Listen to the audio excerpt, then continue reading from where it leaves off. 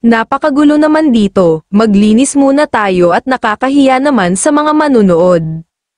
Waiter, pakipasok naman dito ng isang bote ng purong gintong alak, sabi ni Tak sa waiter. Sige po, sagot naman ng waiter, gagamitin ko muna ang pagkakataong ito upang pumunta sa banyo. Mag-aayos muna ako ng aking sarili sandali, Heijen, magpahinga ka din muna kahit sandali, sabi ni Yigang. Okay Hang, sagot ni Heijen, hindi ka ba kinakabahan? Hindi ito isang ordinaryong tunggalian, ito ay isang sword season duel, sabi ni Jin kay Heijen. Ano naman ngayon, nakasalalay ang karangalan ng aming angkan dito. At saka isa pa, lumalaban ka lang ng dahil sa sinabi ito sa iyo ng iyong kapatid. Iyan ang dahilan kung bakit hindi ako kinakabahan, sagot ni Heijen. Anong sinabi mo? Mixing sabi muli ni Jin, hindi pipiliin ni Hang na gumawa ng isang bagay na makakasama sa akin o sa buong angkan ng Beck. Totoo naman na lumalaban ako sa iyo dahil sinabi din ito sa akin ng aking kapatid. Pero, hindi ko intensyon na matalo, seryosong sabi muli ni Heijen. Jin, tama na ang walang kwentang kwentuhan na iyan. Pumunta ka nga dito, sabi ni Tak kay Jin, sige. Sagot ni Jin at ito ay agad na lumapit kay Tak. Heto, uminom ka muna, sabi muli ni Tak at sinalinan nito ng alak ang maliit na baso na hawak ni Jin. Alak, paano kung malasing ako dahil dito? Tanong ni Jin. Hindi ka malalasing nang dahil sa kaunting alak na ito. Magpahinga ka muna at gawin mo ang iyong makakaya, sagot ni Tak. Sige. Sabi muli ni Jin, naisip naman ni Jin na ginagawa daw ba kaya ito ni Tak dahil nag-aalala ito sa kanya, sabi ni Jin sa kanyang isip. Pagkatapos maglinis ni Yigang ng kanyang sarili ay nagpunta na itong muli sa pavilion at lumapit ito kay Tak. Tak, bakit hindi pa tayo nagsisimula? Sabi ni Yigang kay Tak, bakit parang medyo natagalan ka kaysa sa inaasahan ko? Tanong ni Tak kay Yigang. Nakahanda na sina Heijen at Jin upang simulan ang kanilang nakatakdang tunggalian, ang ininom ni Jin ay hinaluan ng sekretong gamot na nagmula sa angkan ng Tang, medyo nababahala ako dahil ang taga-Hao sect ang naghalo nito, pero, maaari ko naman silang dispatchahin pagkatapos ng lahat ng ito, sabi ni Tak sa kanyang isip. Kakaiba ang amoy ng alak na ito, naiiba ba ang alak na ito? Sabi ni Yigang at ininom nito ang alak na ipinahanda ni Tak para kay Jin. Ano, huwag mo iyang inumin, gulat na sabi ni Tak at inagaw nito kay Yigang ang bote ng alak na ininom nito. Mayroon ba itong nakalagay na gintong pulbos o kung anuman? Uminom lang naman ako ng kaunti, sabi ni Yigang, bigla namang natigilan si Yigang dahil bigla niyang naalala na may nakalagay nga palang kung anong gamot sa kanyang ininom na alak. Ayon pa sa kanya, ano daw kaya ang mangyayari sa kanya kung sakali na makainom siya ng sobra nito? Bigla namang umubo si Yigang na kunwari ay may nangyari sa kanya matapos niyang uminom ng alak. May lason ang alak na ito. Sabi ni Yigang, bigla namang napatingin sina Heijen at Jin sa kinatatayuan ni na Yigang. Hindi iyan lason, sagot ni Tak at ito ay sobrang pinawisan ng dahil sa kaba dahil sa nangyari kay Yigang. Hahaha, alam ko, at sigurado ako na hindi lason ang nakalagay sa alak na ito. Wolfsbane, White Seed, Ephedra at Brahmanies, naglagay ka ng ilang mga mapanganib na halamang gamot sa alak, seryosong sabi ni Yigang at ito ay nagkunwari lamang pala na nolison sa kanyang ininom na alak upang hulihin si Tak sa kanyang mga ginawa. Sobrang nagulat si Tak dahil ayon sa kanya, paano kaya nalaman ni Yigang kung ano ang mga inilagay niyang sangkap sa alak? Kahit kaunti lang ay sapat na para pahupain ang sakit na mararamdaman ng taong makakainom nito, at ang kanyang pandama ay magiging mas matalas. Ngunit, ang magiging resulta nito ay ang kanyang hindi pagtulog sa loob ng ilang araw. Ang taong gumawa nito ay talagang bihasa, may mga bagay na medyo hindi ko matukoy dahil sa kakulangan ko ng kaalaman sa mga halamang gamot, sabi muli ni Yigang, tumahimik ka, galit na sabi naman ni Tak, sa aking palagay, dapat muna nating paalisin ang mga nanunood, bibilang ako ng hanggang 3, lahat kayo, umalis na kayo maliban kina Tak Moyong, Jin Moyong at Heijun Baek, ang lahat ng hindi aalis ay magbabayad, seryosong sabi ni Yigang at nagsimula na itong magbilang. Aalis ba talaga tayo? Sabi ng isang lalaki, pero, ang nag-imbita naman sa atin dito ay si Tak Moyong, sabi naman ng isang lalaki. Tak, aalis ba talaga kami? Susunod ba kami sa sinasabi ni Yigang Baek? Tanong ni Go Wisam kay Tak. Kayong lahat, pakiusap, lumabas na kayo, bilisan na ninyo. Lumabas na kayong lahat, seryosong sabi ni Tak, naiintindihan ko kung bakit ginamit mo kay Heijun ang gamot na nakakawala ng enerhiya dahil ito ay isang napakahalagang tunggalian, seryosong sabi ni Yigang kay Tak. Ilang oras bago pumunta ang lahat sa piging sa Golden Pavilion. Narito na Young Master Yigang, ito ang pulbos na ibinigay sa akin ni Tak Moyong upang ihalo sa alak na kanyang ipinahanda, sabi ng lalaking inutusan ni Tak kay Yigang. Ito ba ang gamot na nakakawala ng enerhiya? Hindi. Ito ay isang uri ng gamot na pansamantalang nagpapataas ng potensyal na kapangyarihan. Binabalak ba niyang ipainom ito kay Jin? Sabi ni Yigang sa kanyang isip. Pinakain mo ang sarili mong kapatid ng ganito para lang manalo sa isang tunggalian, pagpapatuloy na sabi ni Yigang. Sobrang nagulat naman si Jin matapos niyang marinig ang mga sinabi ni Yigang. Kung ganoon, may inilagay na gamot si Hangnim sa alak na ipinainom niya sa akin, sabi ni Jin sa kanyang isip. Sigurado akong alam mo na may iba pang epekto ang ganoong klase ng gamot, sabi muli ni Yigang kay Tak. Tumahimik ka, sabi naman ni Tak, paano mo natatawag na pinakamatandang anak ng angkan ng Moyong ang iyong sarili, pagpapatuloy ni Yigang. Sinabi ko nang tumahimik ka, paano mo nalaman ang lahat ng ito, galit na sabi ni Tak at hinugot nito ang kanyang espada sa lalagyan nito at itinutok ito kay Yigang. 15 taon na ang nakalipas, tama na, huwag mo siyang sasaktan, maaaring siya ang iyong tunay na ama, sabi ng ina ni Tak sa kanya, sa kabila ng kanyang punong-punong kagalakan dahil sa pagtanggap sa kanya sa konseho ng 7 bituin, bumalik si Tak sa kanyang pangunahing tirahan at nakita niya na ang kanyang ina at ang mga ngalakal ng dahon ng tsaa ay mayroong relasyon. Ang ina ni Tak ang pangalawang asawa ng pinuno ng angkan ng Moyong. At binuksan nito ang puso niya sa mabait na mga ngalakal sa loob ng 20 taon. Patawarin mo ako, ang iyong ama ay kumuha ng ikatlong asawa at inilagay ako sa kahihiyan, sabi muli ng ina ni Tak. Ang aking ama ay ang Scholar Sword na si Jongchun Moyong. Huwag ka na ulit magsabi ng kalokohan kahit kailan, sabi naman ni Tak sa kanyang ina at ito ay tuluyan ng umalis. Sandali lamang anak, sabi muli ng ina ni Tak, nabuhay si Tak sa buong buhay niya nang may pagmamalaki bilang alagad ng isang kilalang angkan. Ayon kay Tak, hindi siya maaaring maging isang bunga ng isang maruming relasyon.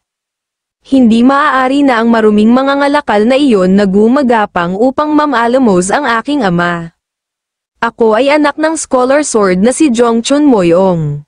Patutunayan ko na ang dugo ng Moyong ang nananalaytay sa aking mga ugat, galit na sabi ni Tak. Pero, sa kasamaang palad, habang lumalaki si Tak, siya ay mas nagiging kamukha ng mga ngalakal. At ito ay nangangahulugan lamang na siya ay bunga ng isang pagkakasala. Nang mga sandaling iyon, si Jin ay sobrang nag-aalala para kay Tak. Huwag kang lalapit sa akin, ikaw ang nagtulak sa akin sa sukdulan Yigang, sabi ni Tak kay Yigang. Tapos na para sa akin kung makalabas ang balita tungkol sa nangyayaring ito. Siguradong tatalikuran na ako ng aking ama, tama. Kung matatanggal ko ang gamot na inilagay sa alak, maaari kong mapagtakpan ang pangyayaring ito, sabi ni Tak sa kanyang isip. Inalis ko na ang gamot sa alak noon pa, wala ka bang ideya sa ginawa kong iyon? Masasabi mo ba kung gaano ako kagaling, sabi muli ni Yigang kay Tak. Sobrang nagulat naman si Tak sa mga sinabi ni Yigang. Ano ba talaga ang gusto mong mangyari? Seryosong tanong ni Tak kay Yigang at ito ay medyo nagngingit-ngit dahil sa sobrang galit. Bumalik ka na sa iyong angkan at huwag ka nang magpapakitang muli dito kahit na kailan, at huwag mo nang isipin pang maghiganti sa mga taga-Housek para dito, sagot ni Yigang. Ang mga gagawang taga-Housek na iyon, ibig sabihin, silang lahat ay nasa panig ni Yigang, sabi muli ni Tak sa kanyang isip. At saka isa pa, kailangan mong magbayad sa akin ng 1,000 pilak na niyang, sabi muli ni Yigang. Napakahirap ibigay ng hinihingi mo sa akin, isa kang anak ng angkan ng Bek. Bakit ka humihingi sa akin ng pera? Tanong ni Tak. Maaari mo namang bayaran ito sa akin paunti-unti, sagot ni Yigang. Sige, iyan lang ba? Sabi muli ni Tak. Oo, kung susundin mo ang lahat ng aking mga kondisyon, nasisiguro ko sa iyo na walang ibang makakaalam ng tungkol sa pangyayaring ito. Sana ay magkaroon ka ng isang ligtas na paglalakbay pauwi sa inyo. Napakasaya ng piging na ito, katulad nga ng sinabi ng aking ama, umaasa ako na ang angkan ng Bek at ang angkan ng Moyong ay patuloy na magkakaroon ng isang magandang relasyon. Hindi ko alam kung ano ang mangyayari, pero, balang araw, si Heijun ay magiging isang pinuno. Kaya naman, maging mabuti tayo sa isa't isa, sabi muli ni Yigang. Sige lang, ang gagawang ito, talagang hanggang sa huli ay iniinsulto pa din niya ako. Tingnan ko lamang kung makakangiti ka pa ng ganyan kapag nasira ko na ang iyong kamay, sabi muli ni Tak sa kanyang isip. Bilang patunay ng pagkakasundo, nagkamayan sina Yigang at Tak. Huwag ka kasing magalit, kasalanan mo ang lahat ng ito, sabi muli ni Yigang. Habang nakikipagkamay, nakaramdam ng sakit sa kamay si Tak. Ang suot palang singsing ni Yigang ay mayroong matulis na batong hiyas at ito ang naging dahilan upang masugatan ang kamay ni Tak. Binabalak ni Tak na saktan ang kamay ni Yigang, ngunit, sa halip ay siya ang nasaktan dahil sa ginawa ni Yigang. Ang kahihiyan na kailangan mong maranasan at ang pinsala sa iyong kamay ngayon ay dahil sa sarili mong kagagawan, seryosong sabi muli ni Yigang. Bigla namang bumukas ang pinto at dumating si Ji Pyong. Nabalitaan ko na nahimatay si Young Master Yigang, sabi ni Ji Pyong. Walang nangyaring ganon, huwag kang mag-alala, nadismaya lamang kasi ako dahil nalaman ko na babalik na kaagad si Tak Moyong sa kanilang lugar. Di ba Heijun? Sagot ni Yigang, ha? Oo tama, tama ang sinasabi ni Hang, huwag kang mag-alala sa kanya, sabi naman ni Heijun. Nang mga sandaling iyon, medyo nakakaramdam ng matinding galit si Tak, pero, wala naman siyang ibang pagpipilian kundi ang sundin ang mga sinabi sa kanya ni Yigang dahil ayaw niyang malaman ng kanyang ama ang mga nangyari. Hang Nim, sandali lamang, hintayin mo ako, sabi ni Jin kay Tak. May iwan ka dito, magsanay ka ng swordsmanship at pag-aralan mo ang mundo. Magpapadala ako ng mga tao dito makalipas ang 1 buwan upang sunduin ka, sabi ni Tak kay Jin. Sinubukan kong gumawa ng paraan upang manalo sa isang sword-seizing duel para sa papuri ng aking ama. Sinubukan kong painumin ng gamot ang aking sariling kapatid. Ang aking nag-iisang kapatid na nakakaalam ng lahat ay patuloy na itinuturing akong kapatid. Ito talaga ang katotohanan, marumi ang dugo na nananalaytay sa akin, sabi ni Tak sa kanyang sarili at ito ay nagpatuloy na sa paglabas sa Golden Pavilion.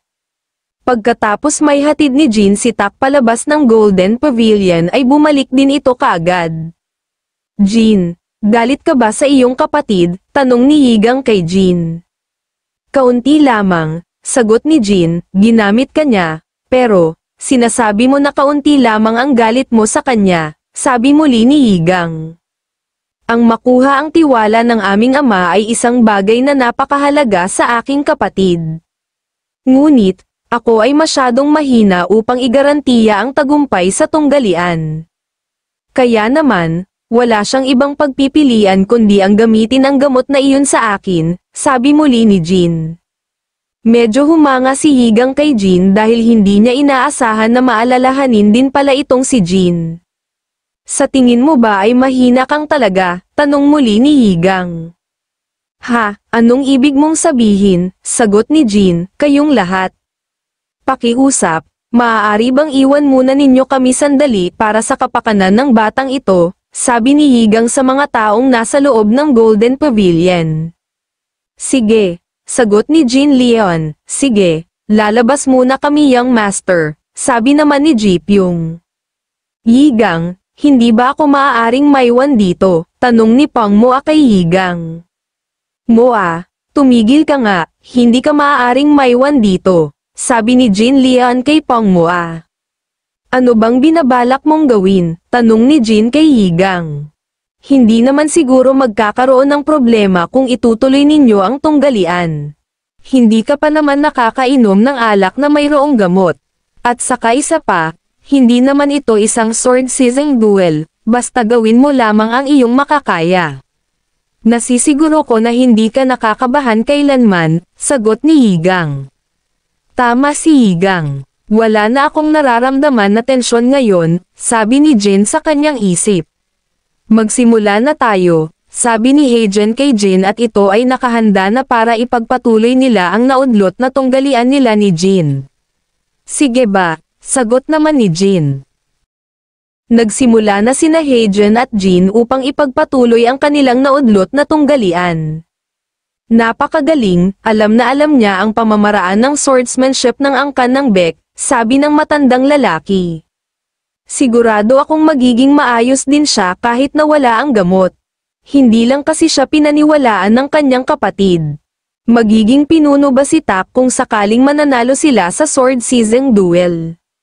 May mga mas magandang paraan naman para mapabuti niya ang kanyang posisyon sa pamilya, sabi naman ni Yigang. Nang mga sandaling iyon pala ay naririnig ni Jin ang mga sinasabi ni Yigang at ito ay naging dahilan upang mawala sa focus si Jin. At nang dahil din dito, nagkaroon naman ng magandang pagkakataon si Heijen upang umatake kay Jin. Mag-focus ka sa iyong ginagawa, kapag nagawa mong manalo sa sword season duel, siguradong magkakaroon ka ng karangalan, sabi ni Yigang kay Jin. Hindi ako ang magkakaroon ng karangalan, ito ay walang iba kundi si Hang Nim, sabi naman ni Jin sa kanyang isip. Patuloy pa din sa paglalaban sina Heijen at Jin, ngunit sa pagkakataong iyon, nagawa ni Jin na putulin ang gamit na espada ni Heijen. Nanalo ako, sabi ni Jin, ito ay dahil sa espada, mas maganda kasi ang iyong espada kaysa sa aking espada, sagot ni Heijen. Ang panalo ay panalo, hindi na masama, sabi ni Yigang. Yigang, totoo ba ang lahat ng iyong mga sinabi? Pinlano ba talaga ng kapatid ko ang lahat ng ito para sa kapakanan ko? Tanong ni Jin kay Yigang. Itanong mo iyan sa iyong kapatid, sagot ni Yigang. Pero paano, hindi ba't pinaalis mo na siya? Sabi muli ni Jin. Siguradong hindi pa siya nakakalayo, maabutan mo pa siya kung ikaw ay magmamadali, sabi muli ni Yigang. Sige, hahabulin ko siya ngayon, sabi muli ni Jin. Sandali lamang Jin, sabi ni Yigang kay Jin. Bakit? Tanong ni Jin. Dalhin mo ito, at ipakita mo ito sa kanya, sabi muli ni Yigang at may iniabot itong isang bagay kay Jin. Habang naglalakad palayo, nasambit ni Tak na buong buhay niya ay ginawa niya ang lahat upang patunayan na siya ay may dugong moyong. Ngunit, ang kanyang mga ginawa ay pagpapatunay na siya ay isang duwag. At ngayon lang niya napagtanto na bumagsak na ang lahat. Hang Nim, sandali, hintayin mo ako, sabi ni Jin kay Tak. Anong ginagawa mo dito? Bakit mo ako sinundan? Sigurado akong sinabi ko sa iyo na huwag kang susunod sa akin at may iwan ka dito, sagot ni Tak. Binuo mo ba ang lahat ng mga planong iyong ginawa para sa akin? Ang pagkapanalo sa sword season duel ay hindi para sa iyong katanyagan kundi para sa akin, sabi muli ni Jin. Iyan ba ang sinabi sa iyo ng Yigang Beck na iyon? Seryosong sabi ni Tak. Ayon kay Tak, sobra siyang naiinis dahil totoong dugo ng moyong ang nananalaytay kay Jin at taglay din nito ang talento ng kanilang angkan. Iyan ang dahilan kung bakit itinuro niya kay Jin ang Heaven and Earth Blade sa halip na Star Cloud Blade. Ang hindi niya pagsali sa Sword Seizing Duel ay isa din sa kanyang mga plano. Ayon pa kay Tak, iyon daw ba kaya ang totoong dahilan kung bakit itinuro niya ang lahat sa kanyang kapatid? At naisip niya kung bakit daw ba kaya niya nagawa ang lahat ng iyon kay Jin. Ibinigay sa akin ni Yigang Baek ang 7-star blade, sabi ni Jin kay Tak at ipinakita nito kay Tak ang espada na ibinigay sa kanya ni Yigang. Sobrang nagulat si Tak nang makita niya ang espada na ibinigay ni Yigang kay Jin. Ang 7-star blade ang yaman ng angkan ng Moyong na nawala sa kanila dahil sa sword seizing duel na naganap sa pagitan ng angkan ng Moyong at angkan ng Baek matagal na ang nakalipas. Paano iyan nakuha ni Yigang? Gulat na tanong ni Tak. Ang sabi ni Yigang, hiningi daw niya ito sa kanilang pinuno. Sinabi din niya sa akin na kapag nagtanong si Ama kung paano natin ito nakuha, sabihin na lamang daw natin na humanga sila sa ating talento kaya ibinalik nila sa atin ang espadang ito. Pero, sinabi din niya sa akin na hindi ito libre, ayos lamang daw na paunti-unti natin itong bayaran, kung sakali daw na hindi mo ito kayang bayaran, ako ang magbabayad nito sa kanila, paliwanag ni Jin at may iniabot itong nakatuping papel kay Tak na nagmula kay Yigang, agad namang binasa ni Tak ang nakasulat sa papel, wala tayong magagawang paraan para tanggihan natin ito, anuman ang presyo na kanyang hinihingi, hangal talaga, seryosong sabi ni Tak matapos nitong mabasa ang liham ni Yigang. Medyo nakaramdam naman ng takot si Jin dahil sa sinabi ni Tak sa kanya. Huwag kang matakot, hindi ikaw ang tinutukoy ko, ang sarili ko ang tinutukoy ko, sabi ni Tak kay Jin. Magiging masaya ka sa kanila, pagpapatuloy na sabi ni Tak kay Jin. Sige Hang Nim, nakangiting sagot naman ni Jin. Sandali lamang Hang Nim. Dalhin mo na ang 7-star blade pa uwi, sabi muli ni Jin. Ikaw ang nakatanggap niyan, kaya naman, ikaw ang magdadala niyan pabalik sa ating angkan, sagot ni Tak at tuluyan na itong umalis at iniwan na si Jin. Sa pagtalikod ni Tak ay nahulog nito ang liham na ibinigay ni Yigang at agad naman itong pinulot ni Jin at binasa nito ang liham na iyon. Sobrang nagulat si Jin sa kanyang nabasa, nakasulat kasi sa liham na iyon ang bilang ng kabayaran na hinihingi ni Yigang kay Tak. Ito ay 1,000 pilak na niyang, kailangan ko bang magbayad ng ganoong kalaking halaga dahil umalis si Hang Nim? Maaari kaya akong humingi ng diskwento kay Yigang, sabi ni Jin. Kinabukasan, sa korte ng mga nakakatanda, si Yigang ay nagtungo dito kasama ang kanyang ama. Yigang, sigurado na ako na narinig mo na ang balita, sabi ng pinuno kay Yigang. Opo, ang Red Dragon Brigade ay nakahanap na ng mga bakas at ebidensya tungkol sa mga mamamatay tao, sagot ni Yigang. Oo, tama ka, at malalaman mo din iyan sa lalong madaling panahon. Pero, teka lang, narinig ko na ang isa sa mga taga-Moyong ay umalis na. Hindi ba't sinabi ko sa iyo na kailangan mo silang maging kaibigan, sabi muli ng pinuno. Ibinalik na namin ang 7-star blade sa kanila, at dahil doon, kami ay magkaibigan na ngayon, sagot ni Yigang. Sabihin mo pa nga sa akin ang mga nangyari, sabi muli ng pinuno at nagkwento nga si Yigang sa pinuno tungkol sa mga planong ginawa ni Tak. Bumisita sila dito dahil nais nila na hamanin tayo sa isang sword seizing duel. Ang kanilang ginawa ay maaaring humantong sa isang mas malaking tunggalian, magaling ang iyong mga ginawa, ngunit, malamang na mahirap para sa iyo na asikasuhin ang lahat ng ito ng mag-isa, sabi muli ng pinuno. Naisip naman ni Yigang na alam daw ba kaya ng kanyang ama na ginamit at nagpatulong siya sa mga taga-Housek para magawa ng maayos ang kanyang mga ginawa. Natutuwa akong hindi ka nagsisinungaling nang sabihin mong ayos ka lang mag-isa, sabi muli ng pinuno kay Yigang. Pero ama, hindi po ganoon, putol na sabi naman ni Yigang. Ngunit, huwag mong masyadong puwersahin ang iyong sarili. Hindi ka naman magtatagumpay sa pagkakaibigang iyon kung hindi dahil sa espadang ibinalik mo sa kanila, sabi muli ng pinuno. Sige, Sagot ni Yigang, siguradong ipinagmamalaki ka ng iyong ama, sabi ng matandang lalaki kay Yigang. Talaga ba? Sagot ni Yigang, habang nag-uusap sina Yigang at ang pinuno, may biglang dumating na isang lalaki, at ang lalaking ito ay si Jin Taebek. Hang Nim, Yigang, ang tagal na nating hindi nagkita. Kamusta ka na Yigang, ano naman ang pinagkakaabalahan mo ngayon? Tanong ni Jin Tae kay Yigang. Si Jin Taebek ang nakababatang kapatid ni Ryu Sanbek at siya ang tiyo ni Yigang at Heijen. Siya ay tinatawag na Soul Thief of Smiling Face dahil siya daw ay walang awang pumapatay ng tao habang nakangiti. Siya rin ay isang taong walang emosyon tulad ng ibang miyembro ng angkan ng Bek. Matagal na ang lumipas, ang angkan ng Bek ay nakipaglaban sa mga bagong puwersa ng mga hindi karaniwang pangkat sa Sian. Tinambangan ni Ryu Sanbek at Jin Taebek ang Demon Point Pavilion ng hindi karaniwang pangkat at pinatay ang halos 100 martial artist. Sa matinding labanang iyon, nagkaroon ng malubhang pinsala si Jin Taebek sa kanyang ulo, at inakala ng lahat na hindi ito makakaligtas.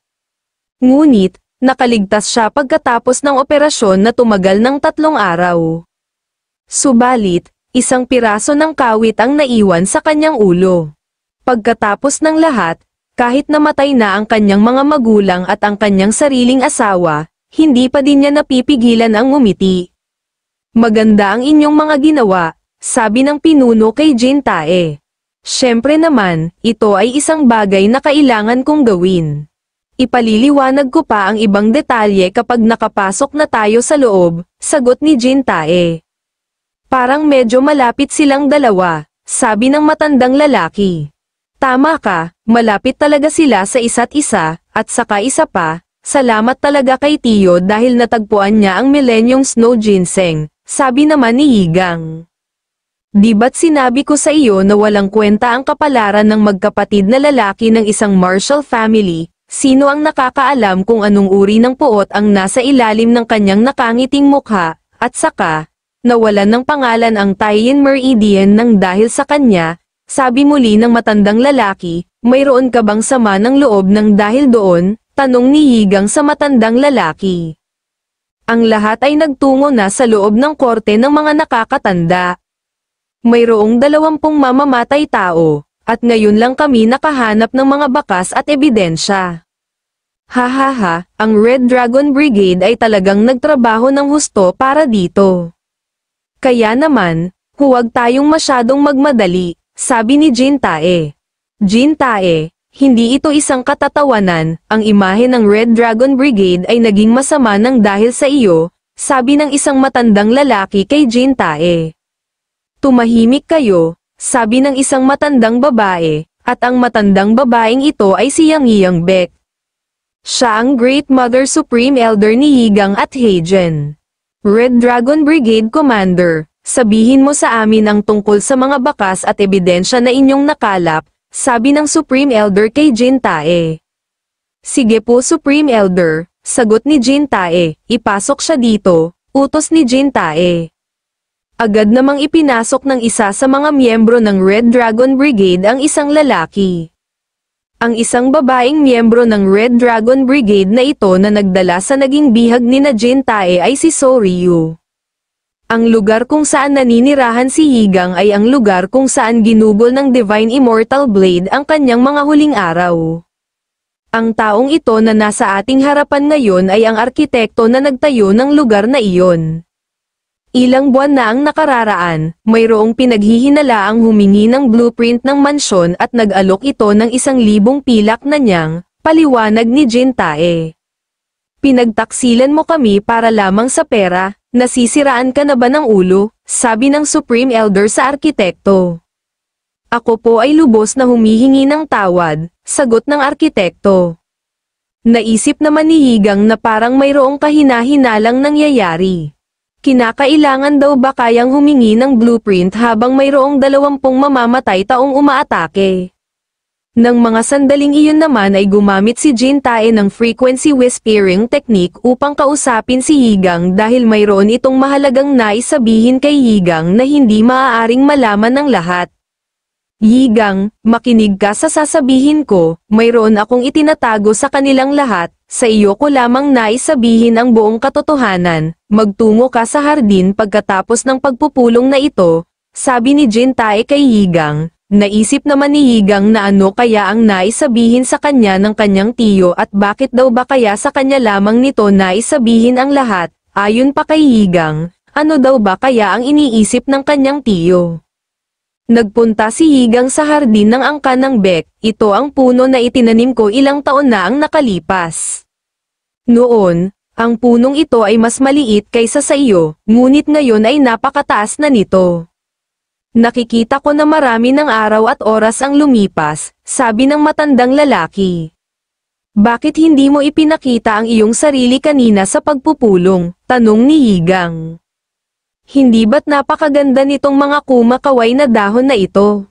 Noon pa man, ang mga punong ito ay minamahal na ng mga makata, sabi muli ng matandang lalaki at binaliwala nito ang tanong sa kanya ni Yigang. Ang puno ng willow ay sinasabing mayroong kapangyarihan na makakapagtaboy ng mga multo. Ang sanga naman ng willow ay ginagamit ng mga shaman sa mga taong sinasapian, sabi ni Yigang at agad itong pumitas ng kapirasong sanga ng willow. Matapos kumuha ng kapirasong sanga ng willow ay agad itong inihampas ni Yigang sa matandang lalaki. Ano bang ginagawa mo? Tanong ng matandang lalaki. Gumana kaya ito, mayroon ba talaga itong kapangyarihan para matalo ang mga multo, sabi muli ni Yigang. Parang ibinigay mo na ang iyong buong lakas na natutunan mo sa iyong pagsasanay, sabi muli ng matandang lalaki at ito ay nakaramdam ng sobrang sakit dahil sa ginawa sa kanya ni Yigang. Pasensya na, sobra bang masakit, sabi muli ni Yigang. Ayos lamang ako, itapon mo na nga ang sanga na iyan, sagot ng matandang lalaki. Hahaha, sige na nga, sabi ni Yigang at agad nitong itinago ang sanga ng willow sa loob ng kanyang kasuotan. Pasaway ka talagang bata ka, sabi muli ng matandang lalaki. Agad namang dumating si Jintae. Yigang, kanina ka pa bang naghihintay? Napakaraming tanong sa akin ng mga elder na iyon, sabi ni Jintae. Ayos lang naman po tiyo, hindi pa naman po ako ganoong katagal na naghihintay, sagot ni Yigang. Heto, may regalo ako sa iyo, sabi muli ni Jintae at may ibinigay ito kay Yigang na isang kahon. Ano naman iyan tiyo? Tanong ni Yigang, ito ay halamang gamot na bihira lamang makita at hindi ito mabibili gamit ang lahat ng pera sa mundo, sagot ni Jintae. Iyan ay matatagpuan lamang sa hilagang silangang itim na ilog, sabi naman ng matandang lalaki, bihira lamang ba talaga ang ganito? Tanong ni Yigang sa matandang lalaki, syempre, alam mo bang iyan ay punong-puno ng enerhiya ng yang, nais mo bang gabayan kita upang makakuha ng ganyan? Sagot ng matandang lalaki. Maraming salamat tiyo dito sa iyong regalo sa akin, sabi naman ni Yigang kay Jintae. Nais kong ikaw ay lumakas dahil ikaw ay magiging isang batang pinuno balang araw, sagot ni Jintae. Napaka-casual naman niya at masyado talaga siyang nag-aalala para sa iyo, sabi ng matandang lalaki kay Yigang. Hindi ko naman siya masisisi, dahil sa aking kondisyon, hindi ako mabubuhay ng lampas sa 20 taon kahit nagampanan ko ang papel ng pagiging batang pinuno. At saka isa pa, si ama ay may sakit din sa baga, kaya naman, siguradong hindi na siya makakatagal sa kanyang posisyon. Pag nagkataon, ang susunod sa pila upang maging pinuno ay hindi si Heijen kundi isa sa mga elders. Kapag dumating na ang panahong iyon, si Tio ay magiging matanda na, at siya ang magiging unang kandidato upang maging pinuno.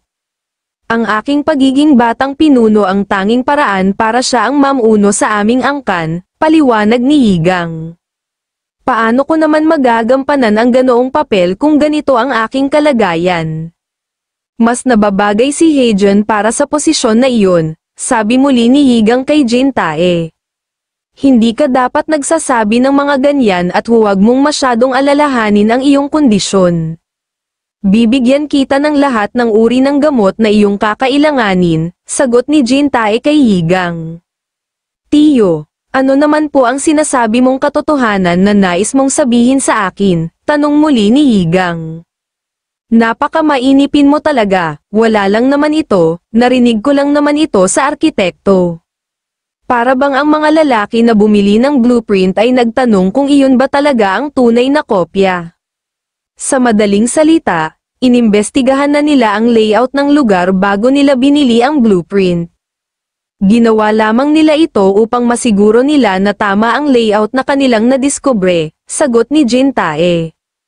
Kung inimbestigahan muna nila ang lugar, at ginawa lamang nila iyon upang makasiguro, ibig sabihin, maaaring may hinahanap lamang sila, sabi muli ni Yigang, napakatalino mo talaga, may hinahanap talaga sila, di ba't sinabi mo na may natagpuan ka doon na isang sekretong lugar, tanong ni Jin Tae, opo. Sagot ni Yigang, naisip naman ni Jin Tae kung nakita daw ba kaya ni Yigang sa sekretong lugar na nakita nito ang Meet Your Child. Wala ka bang nakitang kaina-hinalang bagay doon? Tanong muli ni Jin Tae. Ano naman po ang tinutukoy mo? Tanong naman ni Yigang. Ito ay isang lumang alahas o isang uri ng palamuti na tulad niyang suot mo, sagot ni Jin Tae. Wala naman akong nakitang ganito doon, sabi muli ni Yigang. Talaga ba? Kung ganoon, iyan lang naman ang nais kong sabihin sa iyo, sabi naman ni Jin Tae. Inakala naman ni Yigang na mahuhuli siya ng kanyang tiyo. Nang mga sandaling iyon naman ay biglang dumating si Soryo. Mayroon namang isang tao na nais kang makita at makilala, sabi muli ni Jin Tae. Ako nga pala si Soryo. Ako ay isang miyembro ng Red Dragon Brigade. Maaari mo bang ibigay sa akin ang pag-aari ng aking kapatid na si Sowa? Sabi naman ni Soryo kay Yigang. Karamihan sa mga taga-sects ay nagpapalawak ng kanilang mga puwersa sa pamamagitan ng kanilang sariling mga paaralan ng pag-iisip. Ito ang mga kulto ng mga demonyong kulto, ang mga pulubi, at ang mga monghe ng batang Shaolin. Gayunpaman, ang 7 dakilang angkan ay naiiba dahil sila ay mga pamilya. Karamihan sa mga miyembro nito, ay nagtataglay ng napakalakas na martial arts. Ngunit, mayroon lamang halos 100 ang may angking talino. Ito ang dahilan kung bakit wala silang gaanong impluwensya sa Jianghu. Ito din ang dahilan kung bakit kumukuha sila ng mga trabahador mula sa labas at kinukuha nila ang mga ito kapag napatunayan nila na ang mga taong ito ay tapat at matatag. Ngunit, ang lahat ng iyon ay hindi sapat, kaya't sila ay kumukuha din ng mga ulila. Isa sa mga ito sina Sowa at Soryo, silang dalawa ay nagkasama, bago pa man sila pumasok sa angkan ng Baek. Gayunpaman, si Sowa ay pinalaki bilang isang tagapagsilbi, habang si Soryo naman ay pinalaki bilang isang escort warrior, at ito ang naging dahilan kaya silang dalawa ay nagkahiwalay. Si Soryo ay maswerte dahil siya ay tinuruan ni Jin Tae Baek at siya ay naging miyembro ng Red Dragon Brigade noong huling bahagi ng kanyang kabataan. Kahit noon pa man, si Sowa ay laging nag-aalaga at laging nag-aalala para kay Soryo. Kahit hindi sila magkapatid sa dugo, at kahit na hindi sila madalas magkita pagkatapos nilang pumasok sa angkan ng Baek, pamilya ang turingan nila sa isa't isa at ito ang pinakamahalaga sa lahat. Sina Soryo at Yigang ay nagpatuloy sa paglalakad patungo sa tinutuluyan ni Yigang upang kunin ang mga gamit ni Sowa. Napakatahimik naman ninyong dalawa, magsalita ka naman, kausapin mo siya, sabi ng matandang lalaki kay Yigang. Wala naman akong dapat sabihin sa kanya, sagot ni Yigang. Pag-usapan ninyo ang martial arts, sabi muli ng matandang lalaki. Sige na nga, sabi muli ni Yigang, nagsimula na nga si Yigang na kausapin si Soryo. Anong uri ng martial arts ang natutunan mo mula kay Tiyo? Panimulang tanong bilang pagsira sa katahimikan sa pagitan ni Yigang at Soryo. Natutunan ko ang martial arts na nakatutok sa proteksyon at pagpatay tulad ng Shadow Moonwalk, sagot ni Soryo. Iyan ang kadalasang natututuhan ng Secret Mist Squad, sabi muli ni Yigang. Pinag-aralan ko ito dahil gusto kong maglibot sa Jianghu kasama ang aking kapatid balang araw, sabi muli ni Soryo. Ano naman kaya ang dapat kong sabihin ngayon sa kanya? Sabi ni Yigang sa matandang lalaki. Aba malay ko, paano ko malalaman? Sagot ng matandang lalaki. Bigla namang dumating sina Heijen at Jin, sigaw ni Jin kay Yigang.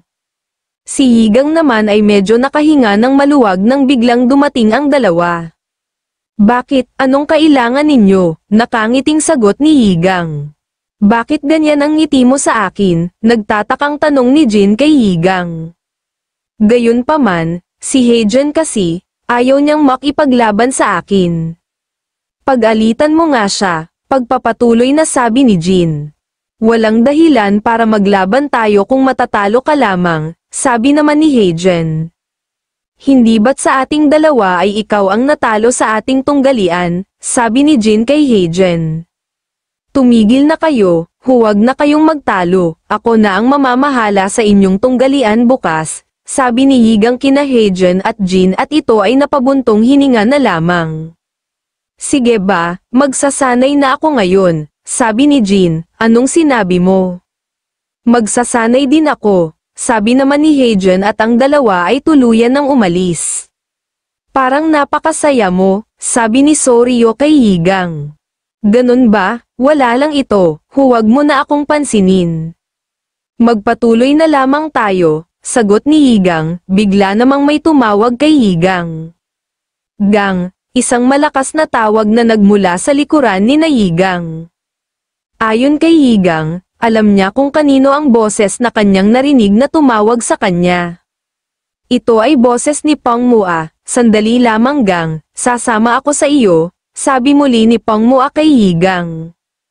Mua, sandali, hintayin mo ako, sabi naman ni Jin Lian kay Pang Mua. Pupunta ka sa Chongrim ng mag-isa ng ganyan ang kalagayan ng iyong katawan. Sasamahan kita, sabi muli ni Pang Mua, sinabi ko sa iyo na hindi maaari. Siguradong mag-aalala ang iyong ama, at isa pa, bakit Gang ang tawag mo sa akin? Yigang ang aking pangalan, sagot ni Yigang, ayos lamang naman ako. Kaya naman, hayaan mo nang sumama ako sa iyo, sabi muli ni Pang Mua. Tumigil ka nga Mua, sige na Yigang, umalis ka na, ako na ang bahala dito kay Mua, sabi naman ni Jin Leon, Ani, bitawan mo ako, sasama ako kay Yigang, sabi ni Pang Mua kay Jin Leon, sige, salamat, halika na Soryo. Umalis na tayo, sabi naman ni Yigang kay Soryo at nagbigay pugay na si Soryo kina Jin Leon at Pang Mua bilang pamamaalam. Teka lang sandali Gang, sino iyang babaeng kasama mo? Sabi muli ni Pang Mua kay Yigang. Gang, bakit ganon ang tawag niya sa iyo? Sabi ni Soryo kay Yigang. Medyo magulo kasi talaga siya, huwag mo na lang siyang pansinin, sagot ni Yigang. Mukhang may gusto sa iyo ang babaeng iyon, sabi muli ni Soryo. Hindi ko naman iyon pinapansin, alam mo naman kung ano ang posisyon ko sa aming angkan, sabi muli ni Yigang. Natahimik naman si Soryo at naisip niya na medyo kakaiba ang ikilos ni Pang Mua.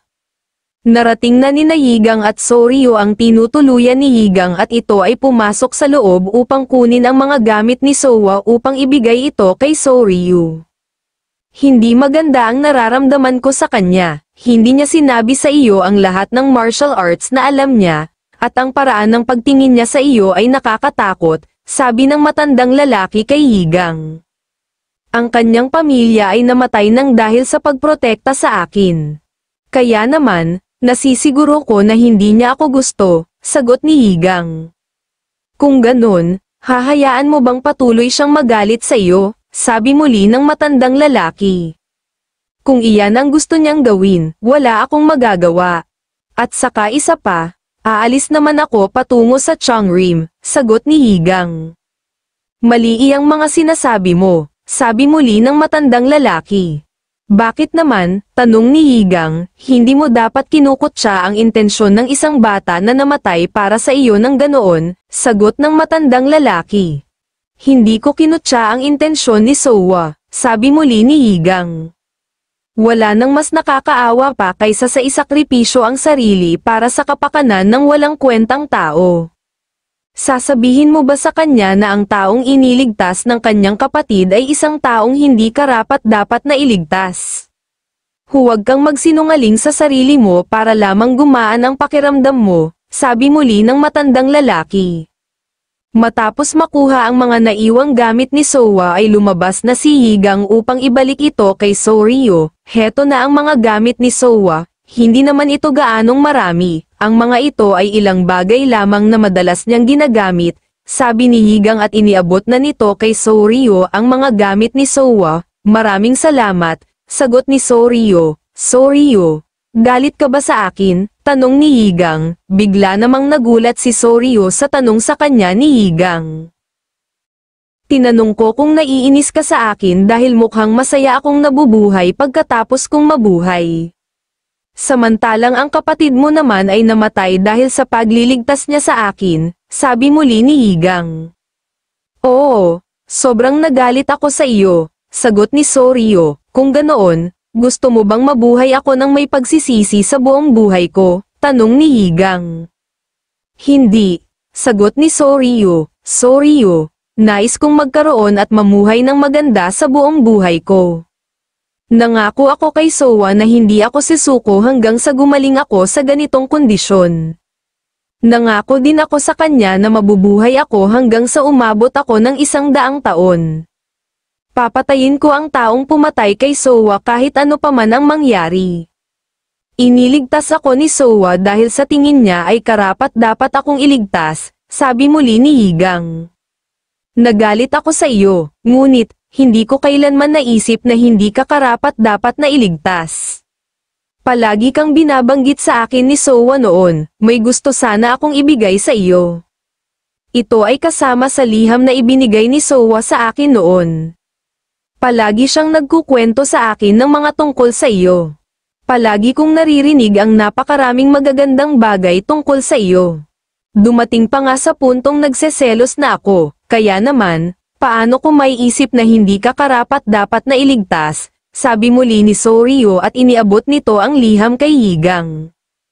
Ayon kay Yigang, ang dahilan kung bakit natuto si Sowa na bumasa at sumulat ng liham ay dahil nais ni Sowa na magpadala ng liham para kay Soryu.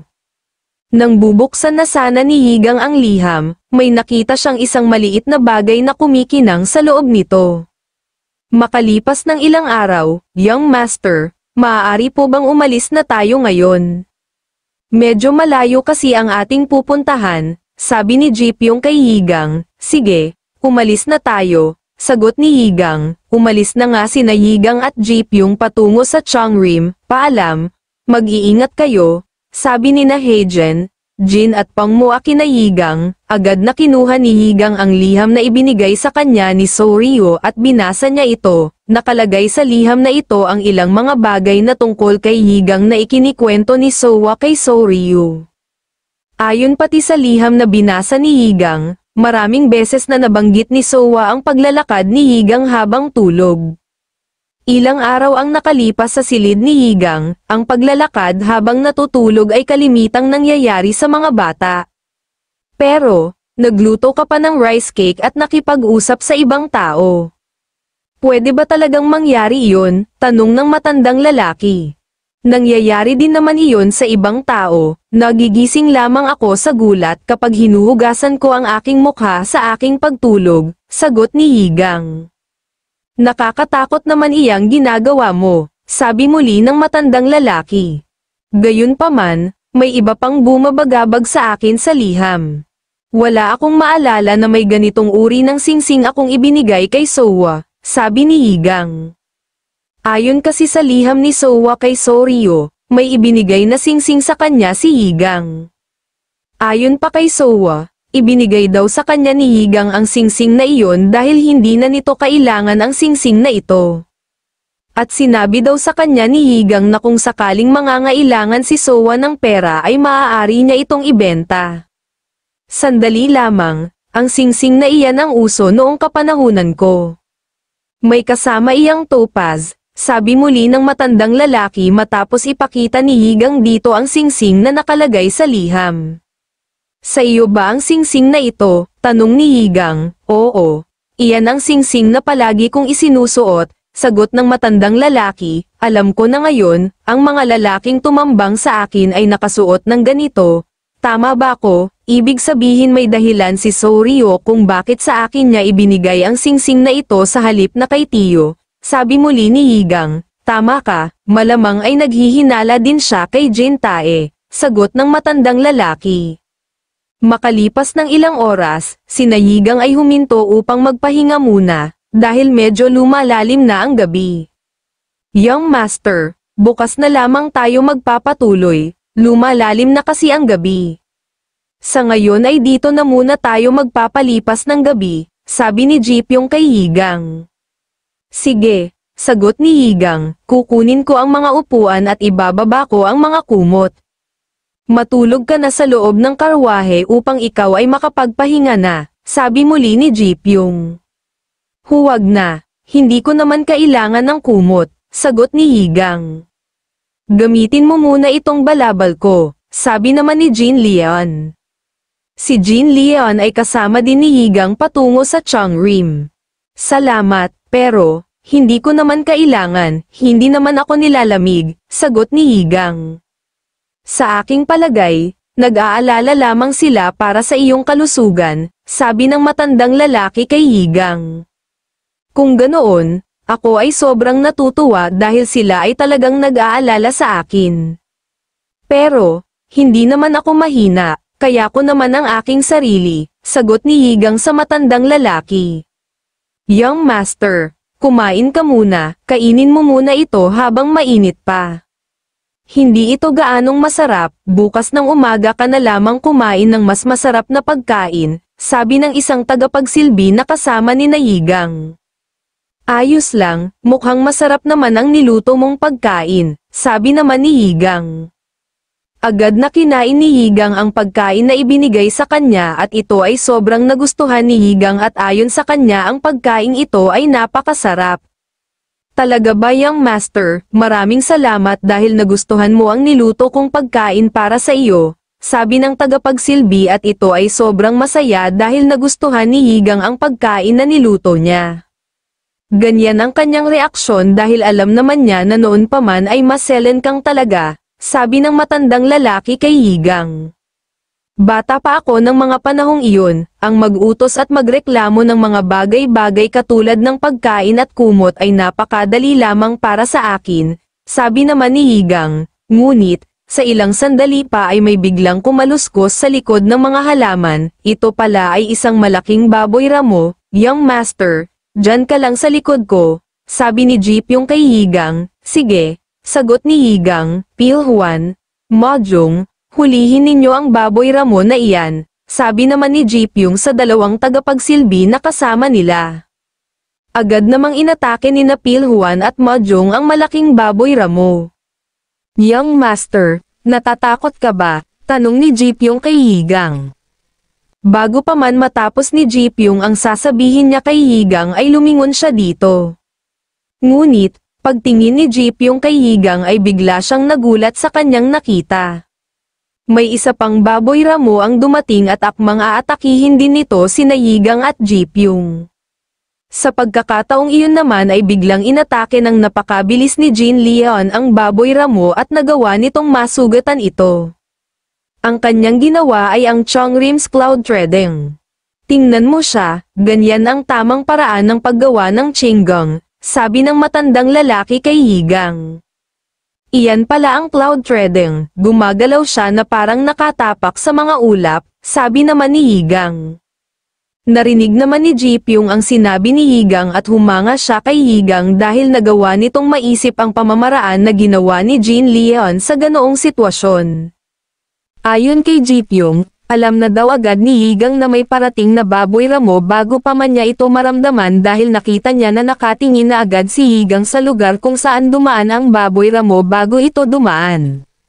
Ayon pa kay Jipyong, nais ni Yigang na matutunan ang swordsmanship sa tulong niya isang buwan na ang nakalipas bago pa man sila magtungo sa Changrim. Naisip din ni Jipyong na maaari namang matutunan ni Yigang ang swordsmanship na hindi natutunan ni Heijan.